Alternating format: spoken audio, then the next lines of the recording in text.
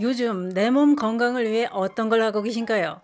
건강은 건강할 때 관리를 잘해야 건강을 지킬 수 있습니다. 그래서 옛날부터 많은 사람들이 건강을 위해 먹던 게 있었죠. 그것은 바로 보약입니다. 보약은 봄, 가을로 한 재씩 먹어줘야 든든하고 기운이 난다고 일부러 챙겨 먹었습니다. 그런데 요즘은 중금속이니 뭐니 하면서 한약보다는 인삼 종류를 보약으로 섭취하는 분들이 많습니다. 의미 있는 날 선물로도 홍삼을 선택하는 분들이 많은데요. 그만큼 최고의 보약으로 인정하고 좋아합니다. 그런데 홍삼 제품은 누구나 먹어도 건강에 큰 도움을 줄까요? 그렇게 건강에 좋다는 홍삼도 먹으면 독으로 작용하는 사람이 있고 또 언제 먹느냐에 따라 그 효과도 달라집니다. 그 이야기 지금 시작합니다. 안녕하십니까. 생활정보를 알려드리는 조회사 전성시대입니다. 요즘 본인의 건강을 위해 어떤 걸 하고 계신가요? 연령대가 높아지면 하루가 다르게 기력이 떨어지는 걸 실감하게 됩니다. 그럴 때 에휴 나도 이젠 늙었구나. 나이는 못 속여. 이렇게 됩니다. 그래서 내 몸을 위해 뭐라도 먹어줘야 마음이라도 든든합니다. 내 몸에 좋은 효과를 발휘하던 말던 먹는 가지수는 자꾸 늘어나고 있죠. 안 먹으면 불안합니다. 또 아픈 데가 많다 보면 귀도 얇아집니다. 남들이 좋다 하면 이게 몸에 그렇게 좋다는데 나한테도 좋겠지 이러면서 다 삽니다. 요즘엔 친구 따라 강남 가는 게 아니라 친구 따라 건강식품 삽니다. 그러면 친구 따라 먹는 건강식품이 효과도 친구 따라 좋았을까요? 절대 그렇지 않습니다. 어떤 식품도 내 건강과 체질에 맞아야 건강에 도움이 됩니다. 나랑 맞지 않는 걸 계속 먹다 보면 내 몸을 망치는 독이 된다는 건 꼭 알아야 될 필요한 정보입니다. 요즘 건강기능식품 하면 많은 사람들이 제일 먼저 떠올리는 건 홍삼일 것입니다. 홍삼은 최고의 보양식이라 생각할 정도로 인기가 대단합니다. 그래서 남녀노소를 막론하고 기력 보충을 위해, 활력을 위해 또는 아이들 성장을 위해 홍삼을 찾게 됩니다. 홍삼이 우리나라 대표 보약이 된 겁니다. 그런데 그렇게 좋다는 홍삼 아무나 다 먹기만 하면 좋은 효과를 발휘할까요? 절대 그렇지 않습니다. 홍삼이 건강에 큰 도움을 주는 건 사실입니다. 그러나 홍삼이 독으로 작용하는 사람 분명히 있었습니다.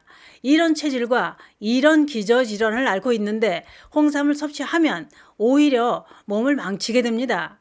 특히 몸에 열이 많은 체질은 홍삼을 조심해야 됩니다. 왜냐?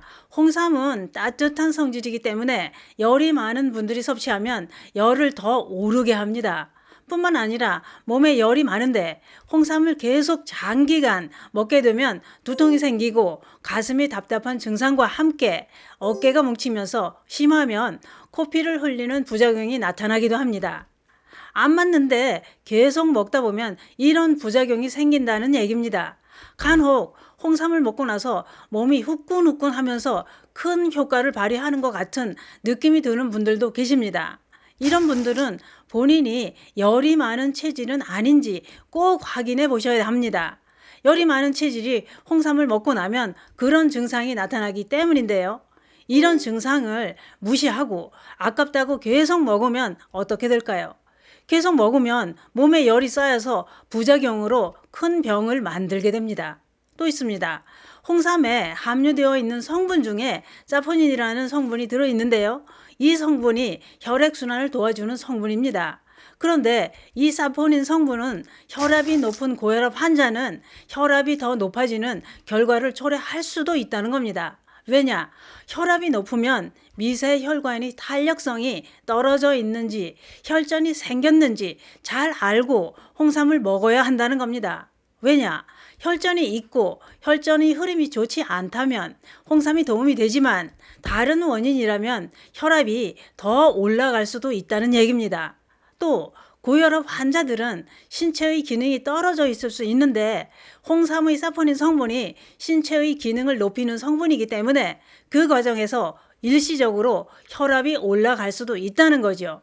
문제는 열이 많은 체질인데 혈압까지 높다면 인삼이나 수삼, 미삼, 홍삼 이런 삼 종류는 절대로 드시지 않는 게 좋습니다. 또 몸에 열이 있거나 염증과 부종이 있다면 병을 악화시킬 수 있으니 삼 종류는 안 드시는 게 좋습니다. 또 통풍을 앓고 있는 분들도 홍삼은 피해야 되는 식품입니다. 뿐만 아니라 큰 수술 전후에도 홍삼은 자제를 해야 되는데요. 홍삼이 혈액순환을 잘 되게 하기 때문에 지혈을 방해할 수도 있습니다. 또 있습니다. 홍삼은 자가 면역 질환을 앓고 있는 환자나 자궁근종이 있는 분들, 그리고 유방암 환자는 절대 먹지 말아야 할 식품이라는 전문가들의 설명이 있었습니다. 이런 질환은 홍삼이 병을 악화시킨다는 얘기입니다. 또 한 가지 중요한 게 있습니다. 그렇게 좋다는 홍삼도 더 효과적으로 섭취하는 방법이 있었습니다. 건강을 위해 이왕 먹는 거 더 효과적으로 섭취하는 게 남는 장사가 되는 겁니다. 홍삼은 먹는 방법에 따라 효과가 다르게 나타나는 것 정도는 알고 드셔야 됩니다. 홍삼은 꼭 공복에 섭취해야 흡수율을 높일 수 있습니다. 왜냐? 홍삼의 주 성분인 사포닌은 다른 음식물과 함께 있으면 흡수가 잘 안 되기 때문입니다. 그래서 꼭 식전에 드셔야 되고, 또 홍삼의 사포닌은 고분자이기 때문에 한 번에 많이 섭취하는 것보다는 나눠서 복용하는 게 흡수율을 높이는 방법이라고 합니다. 하루 중 홍삼의 효과를 높이는 시간대는 점심 식전에 섭취하는 게 제일 좋은 방법이라고 하는데요. 그 이유는 점심 식사 후 나른한 식곤증과 피로감을 홍삼이 완화해주는 작용을 합니다. 또 운동 직후 공복에 드시는 것도 홍삼의 흡수율을 높이는 최고의 방법입니다. 그게 그렇습니다. 보약 중의 보약인 홍삼도 나랑 잘 맞고 내 건강에 도움을 주는지, 도구로 작용하는지 알고 먹어야 됩니다. 그렇게 좋은 최고의 보약도 모르고 먹다간 건강을 망칠 수도 있습니다. 감사합니다.